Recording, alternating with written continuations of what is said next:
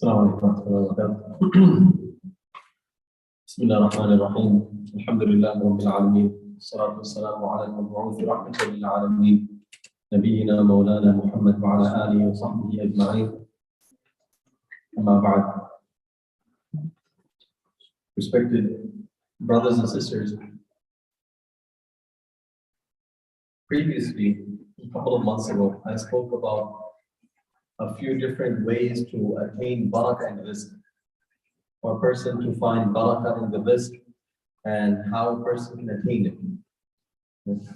And one of the ways I mentioned was that a person should be lenient in debt collection. When they are owed money by someone, they are lenient in taking that money back. And so we discussed that in detail. We spoke about the virtues of it. And today I decided to speak about the flip side of that coin, which is accumulating debt. When a person accumulates debt, Mustang you park properly. if there's some cars that are parked not properly, there's a Mustang also, so please just look out for it, inshallah. If you have not yet parked properly, please make sure your car is parked properly, parallel to the other cars. Thank you.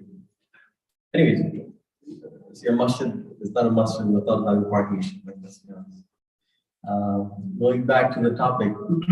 So today we'll speak about the flip side of the coin, which is that accumulating debt. What does Sharia say about accumulating debt?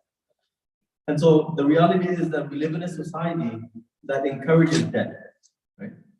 And we find in a survey that was done in 2021 that the vast majority of Americans, or nearly all Americans, have about 90 something thousand dollars in debt. Every single American, according to that survey, is in about an estimated $90,000 in debt. And of course, yes, there are some people who are in higher debts and some are in lower debts. And that includes obviously credit card, student loans, includes mortgages, car payments, and all of these things. It includes all of these different loans that people take. And so this is the reality, that we live in a society that encourages debt. You'll find even in some economic circles that they tell you that it's good to take debt. It'll help you accumulate more money and use that as leverage, and so on and so on. They tell you that it's good to take debt.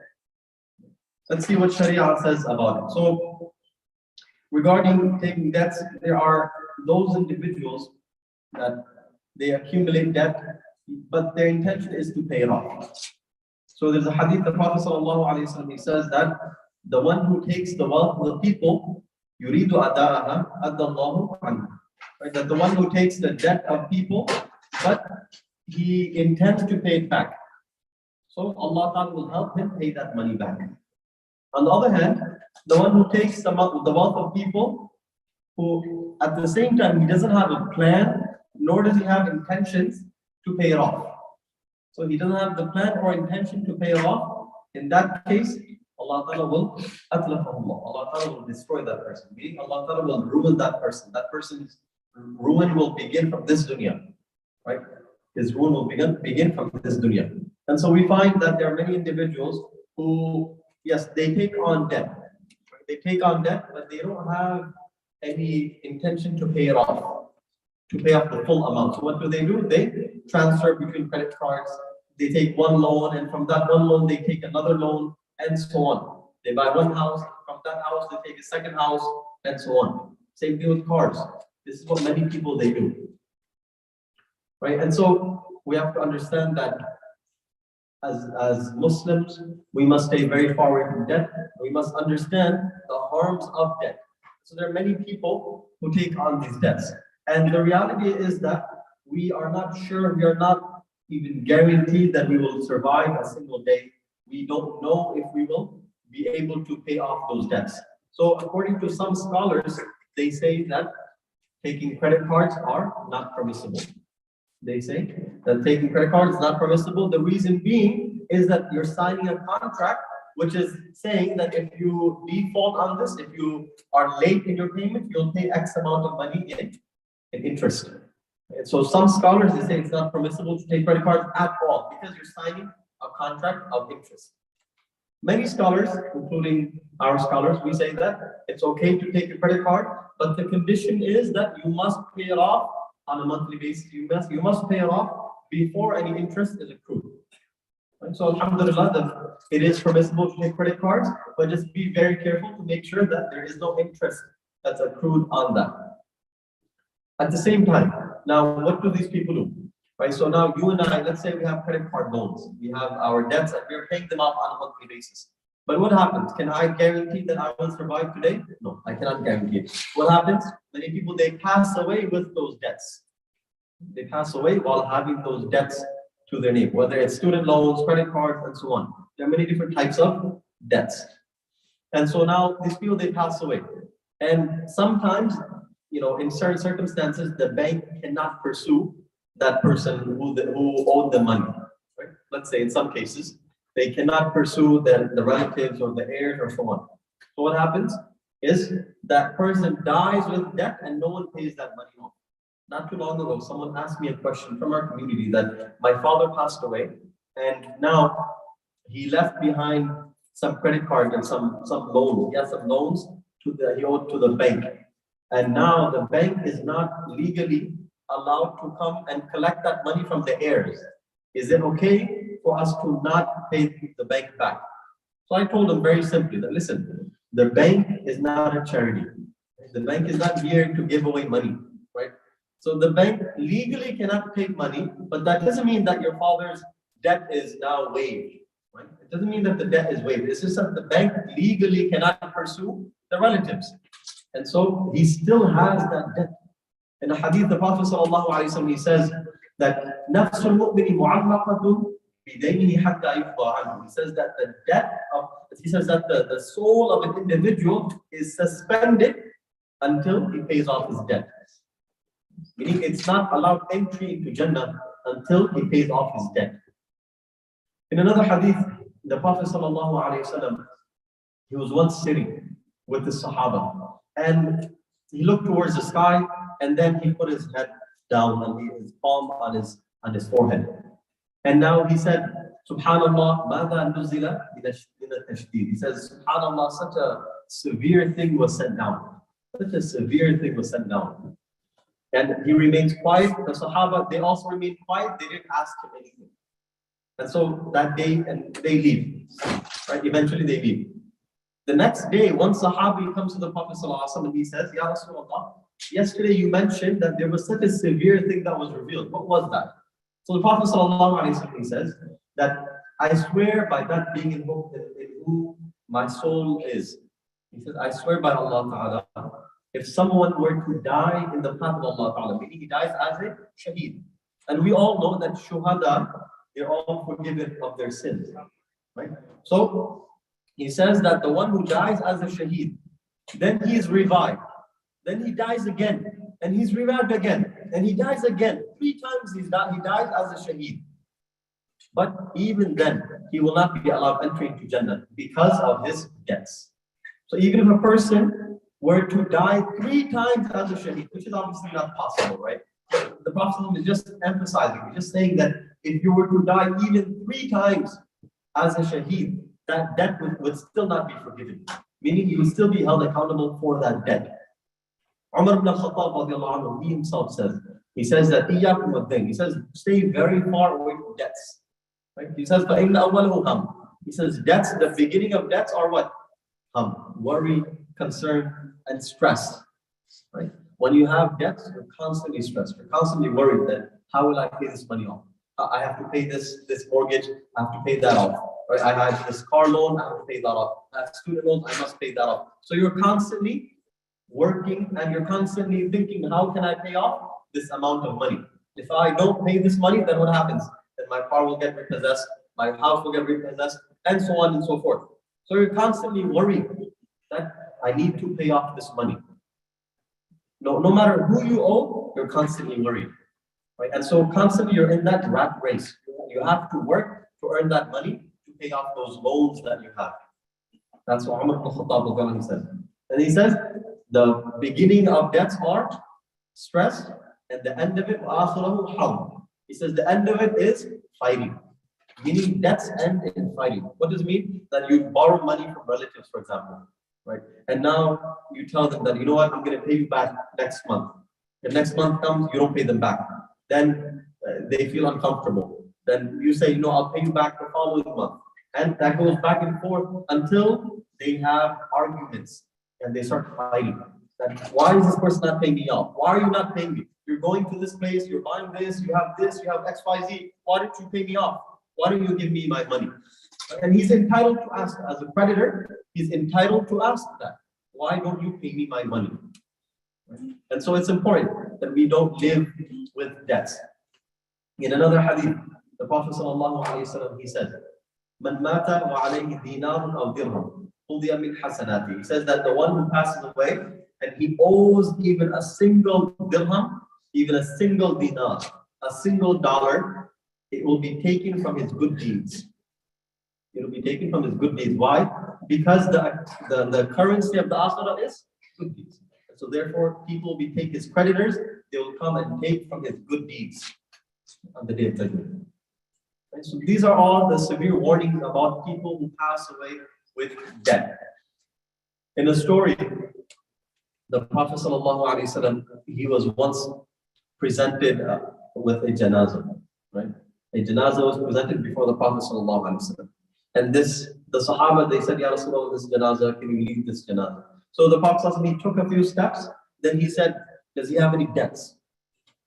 Does he have any debts? So one Sahabi said, yes, he owes 2 dinar. He owes 2 dinar. 2 dinar in today's wealth, it's equivalent to about $400. $400 something dollars. He owed only $400 something dollars. 2 dinars. And so the Prophet ﷺ, he says, you all pray, you guys will pray on your companion. And the Prophet ﷺ refused to pray Salatul Janazah. Salatul Janazah is a dua. It's dua for the mayyit. But the Prophet ﷺ refused to pray Salatul Janazah for that person who owed 2 dinar. So then the one companion, Abu Qatada, he said, Ya Rasulullah, I will pay off his debt. And so the Prophet ﷺ, he said, will you pay off his creditors? So then this Sahabi Abu Qatada, he said, yes, I will pay off his creditors. And so the Prophet ﷺ, he said, okay, now I will go and pray. So he led the prayer. The next day, the Prophet ﷺ asked Abu Qatada, he asked him, he said, what happened to that debt? So Abu Qatada, he says, Ya Rasulullah, he passed away yesterday. I mean, he just passed away yesterday. The Prophet ﷺ said, no, go pay off his debt. And so the following day, again, 2 days in a row, the Prophet ﷺ asks again, what happened to his debt? He said, Ya Rasulullah, I paid it off. He said, then the Prophet ﷺ, he said, now the soul of that person is now cool. It's now calm. It's now alleviated of its stress. Until then, the soul was constantly in stress. Who will pay off the debt? So many of us, we live with debt and we don't have any guarantee that we'll survive to be able to pay off that debt. Many of us, we take 30-year loans. We take 30-year, I'm not even going into bank loans. That's an entirely different subject. And we all know it's haram, right? Listen, one thing is, we know something is haram, never try to justify it. Never justify it. If you know you're doing something haram, keep it between you and Allah, ask Allah Ta'ala for forgiveness and get out of it as soon as you possibly can. But don't ever justify it. Don't say, you know what, this one person, he said this, one guy on the internet, he said something, it's okay, one house. Oh, don't make all of these excuses. What do? We look for excuses, right? We constantly look for excuses, things to justify what we want to do. We want to buy a house on interest, so what do? We justify it. We look for someone who will justify our actions. We try to find one person who will justify what we want to do. And so we go on and we go searching, fatwas shopping essentially, right? And we try to find someone who will legitimize our house purchase. It's not that we were thinking about it before, but we want to buy the house, and now it's not that we would have changed our decision. If someone told us that it was haram, we would still go and search for someone else. That maybe someone else will tell me it's halal, and so I'll keep searching 1, 2, 3, 4, 5. It'll ask 10 different scholars. 9 of them will say it's haram. One person in some village, in some cave, he'll say it's okay, and we'll say, okay, it's okay, it's fine. It's non-Muslim country, riba, what can we do? We're stuck. Reality is you're not stuck, right? The reality is we choose to live in the current debts that we have, right? Many people, they purchase homes that they cannot afford, let's be honest. And then we take on 30-year mortgages, for example, right? And we think that, I'll pay it off in 30 years. Yet we cannot guarantee that we will survive 30 seconds. Let's be honest, right? Same thing with cars. We can afford a $5,000 car, but we will buy the $50,000 car. Why? Because my neighbor has a $50,000. How can I buy? He has a $40,000 car. I must buy a car that's more expensive than his car. It must be more expensive than his car. And so therefore, I will live in that debt. And then same thing with all of the other loans that we have. We're constantly living in debt. And this is the problem, right? And none of us can guarantee that we will survive to be able to pay off those debts. None of us can guarantee that I will survive and eventually I will live a long enough life to pay off those debts. So this is the reality. The Prophet ﷺ, he says in another hadith, he says that one of the greatest sins, this is one of the greatest sins after the major sins, is that a person stands on the Day of Judgment, he meets Allah Ta'ala with debts on him. He meets Allah Ta'ala owing other people money. At the same time, لا يدع له قضاء. He didn't leave anything to pay off those debts. Meaning he accumulated large amounts of debt, but he didn't leave a payment plan. He didn't leave any way to pay off that amount of money.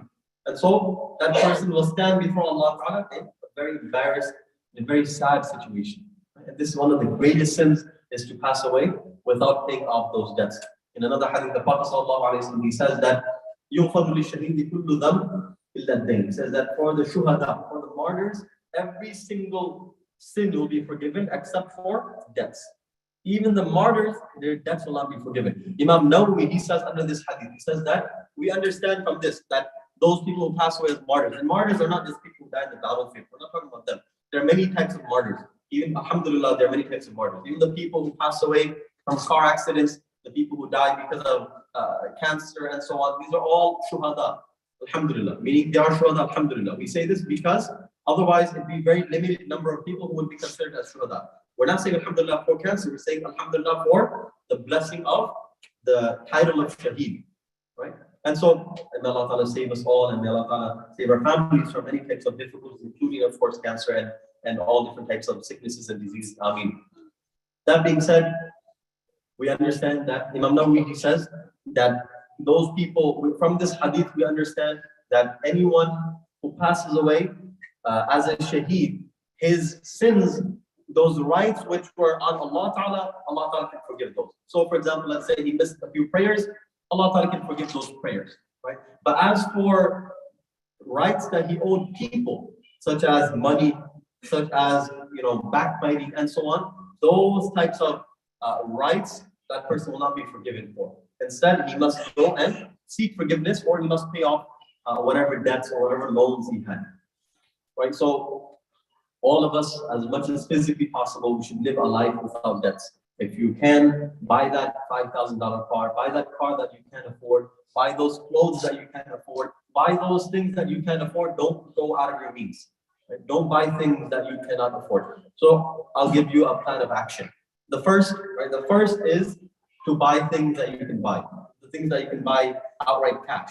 So if you want to buy a car, then you buy the car outright cash. Right? That's the car that you should buy. If you can only afford $5,000, then you buy a car within that means, right? And if you're forced to buy a car or something which you cannot pay off immediately, of course, make sure there's no interest involved. That's definitely. And there are ways to avoid interest even in the car buying purchase. There are many ways, and we should search for those ways. The problem is that what do? We don't even think about it. We say, you know what, it is what it is, and this is how everyone does it, so I'll do it as well. Right? So firstly, a person should buy those things on cash. If they're not able to buy on cash, they should buy those things which they know that they'll be able to pay off. Right? They know that they'll be able to pay off these debts, so then they take on that loan. Right? That I know I'll be able to pay off this in 3 months. I know I'll be able to give back this money in 3 months, so I'll take on that loan. Right? And it's out of desperation we do this. Out of desperation, you take those debts. Afterwards, if you do have any debts, what you should do is, for example, you have credit card loans, for example, right? And what you should do, and my humble advice is you always have the monthly reoccurring payments, right? The reason is that let's say someone passes away, it may take some time for the bank transfers and everything to happen. So therefore, for those couple of months, that money will accrue interest, that debt will accrue interest. And so therefore, you should have the payment plan set up so that even if you pass away suddenly, then that money will be deducted from your bank account without you having to do anything. Right? So you try to do that. You set up recurring payments for all of your debts. Fourthly, you should tell a relative, you should tell a family member that listen, this ledger that's here in this safe or in this page, whatever it is, this is where I have a list of all of my debts. And obviously, you will continue to update that list. Once you pay off one debt, you cross it off. Obviously, you keep updating, right? But you have a ledger, you have a list of all the people, whatever you owe. Whether it's a house, whether it's a car, whatever it is, you owe people money, make sure you have that list. And you tell your relative that when I pass away, go to that list and you pay off all of the debts that I owe. Many people, what they do is they make announcements, or they tell their families, or their families make announcements at their burial, at their graveyard, that, you know what, if this person owes any money, please take it from us. But the reality is, not everyone could attend that. Not everyone attends the janazah. And the bank is not attending the janazah, obviously, right? And so there are many people whose debts are ignored in that way. And we think that the creditors will come to us. It's our responsibility to go to the creditors. It's our responsibility to make sure that our debts are paid off. We have to go to the creditors and make sure that my father's money is paid off, or whatever money he owed, that's all paid off. We have to make sure that that's our responsibility, right? So therefore, have that list accessible. That listen, my wife, my husband, my child, whatever it is, go there and you will find whatever money I owe. Please pay it off as soon as you possibly can. Right? This is the advice of the Prophet ﷺ as well. There's one Sahabi, he passed away. His brother said, you know what, he has some young children, I will give some money to them.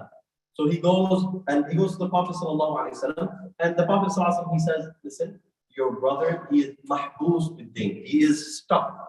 He is stuck because of that money that he owes. So you should go and pay off that credit card, you should go and pay off that loan that he owes, right? So this Sahabi, he goes and he pays off that debt that his brother owed. He comes back to the Prophet ﷺ and he says, Ya Rasulullah, I paid it off. There's only one woman who claims she's owed some money. The Prophet ﷺ said, go pay her off because she's speaking the truth. If she's speaking the truth, go pay her off as well. And obviously the Prophet ﷺ knew, and this is from the ilm al-ghayb that the Prophet ﷺ knew of. So every single one of us, if we do have any debts, make sure we follow this procedure. Either you live a debt-free life, and it is possible, right? It is possible to live a debt-free life as much as physically possible. Yes, many of us, maybe, for example, our houses, we go through, for example, some Sharia compliant bank, and we have some loans, right? In that case, what should you do? You pay it off immediately, as soon as you possibly can. Don't go for the 30 years, go for the shorter period of time. Even if you go for the 15 years, try to pay it off even in a lesser time than that. Right? Don't wait for the full 15 years. Try to pay it off as early and as quickly as you possibly can. Don't leave that debts as a burden for yourself or for your family later on in life. That you pass away, but your debts, maybe they transfer to your relative, that's even worse. Now you're leaving your children with debts. You're not leaving them with money, you're not leaving them with inheritance, you're leaving them with debts. So that's even more difficult. And so therefore, you try to live within your means. If not, then you try to pay off as soon as you possibly can. At the very least, you should have your payment plan set up so that it doesn't accrue any interest. And you should tell your relatives about this, your family, your close family, that listen, pay off my debts. There was a dua of the Prophet ﷺ. He used to make lots of du'as against the adab al-qabr. And so this is the Aisha radiallahu anha, she's saying that the Prophet ﷺ would make this dua in his salah. He would say that, Allahumma inni a'udhu bika min adab al-qabr. Oh Allah, I seek protection from the punishment of the grave. Wa a'udhu bika min fitnat al-masih al-dajjal. Oh Allah, I seek protection from Dajjal, the Antichrist Dajjal. And we'll speak about Dajjal one day as well, inshallah.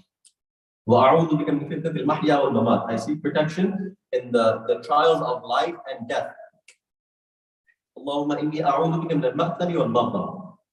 Oh Allah, I seek protection from all different types of sins and all different types of deaths. So one Sahabi, he says, Ya Rasulullah, so often you're asking about deaths. So often you're asking Allah Ta'ala's protection from deaths. So the Prophet ﷺ, he says that the one who's in debt, he says that the one who is in debt, حَدَّثَ وَكَذَبَ. He said, حَدَّثَ فَكَذَبَ. When he speaks, he lies. وَوَعَدَ فَأَخْلَفَ. When he makes a promise, he goes against that promise. What happens? The person, he says, I'll pay you back next month. And then that next month becomes 6 months later. That 6 months becomes 1 year later, and so on and so forth. Right? And so this leads to arguments and fighting. As Umar ibn al-Khattab, he said that debts start off as a form of stress, and then they continue and they become a means of fighting. They become a means of war with one another. And so the reality is that as much as humanly possible, we should stay very far from debts, and we should live a life which is debt-free. Then we should live within our means. Live within your means, and that's the best policy. Live within your means. Don't look at other people. Be content with whatever Allah Ta'ala has given you. Right? Be content. Whatever Allah Ta'ala has given you, be satisfied with that. Same thing with your family. You should teach them this, that we should be satisfied with whatever Allah Ta'ala has given us. Allah Ta'ala has given us a smaller amount. Alhamdulillah, we're happy with that smaller amount. If we can afford, for example, you know that you can afford $1 million house, but you want to purchase a smaller house, a townhouse, for example. Why? Because you know it's cheaper. You can pay off that amount quicker. And then later on, you can buy a bigger house after, for example, you've accumulated that amount of money. Right? You should do those. You should live within your means. Don't live beyond your means. Try to live within your means. And also, for example, many different types of loans can be avoided. For example, student loans. As much as possible, we should avoid student loans as well. We know that there are many types of investment plans. We have the Virginia 529. We have other types of investment plans whereby you can avoid or you can pay off your children's education, right? And of course, you should make sure that what you're investing is in halal, of course. But at the same time, you have different avenues to save up for your children's future. You can save up and pay off their money. You can pay off their loans, whatever they owe to the college. You should pay that off. And also another form of debt is wedding debt. We'll speak about this in a future lecture, inshallah, but wedding debt, we should try to live a very simple and humble lifestyle. Nowadays, we have such extravagant and such lavish weddings, right? We cannot afford it. We cannot afford those weddings, yet we still go for those weddings. Right? We go into thousands of dollars of debt, and there are many people who do this. Even people of our own community, unfortunately. We find people, they go into large amounts of debt just to pay off their weddings, right? And there was no need to do that. Nikah is a very simple thing. And the Prophet ﷺ says that nikah, which has the most barakah, that wedding which has the most barakah, is the one that has the easiest amount of expenses. Not necessarily less, but the easiest. Right? The one that has the one that's easiest to pay off. It's easy for you to pay off 100,000, mashallah, go ahead. By all means, go ahead and pay that off. But if it's very difficult, don't go for the $100,000 wedding. Instead, go for a very simple wedding. Right? Live a lifestyle which is below your means so that you will never go into debt. And this is a very severe and very serious issue because unfortunately many people, they have to do this. You're constantly in that rat race. You cannot escape it. You cannot do anything else because you're constantly worried about all the payments and all of the debts that you owe. May Allah Ta'ala allow us to live a debt-free life. May Allah Ta'ala save us from occurring different types of debt. May Allah Ta'ala save us from different types of problems and difficulties.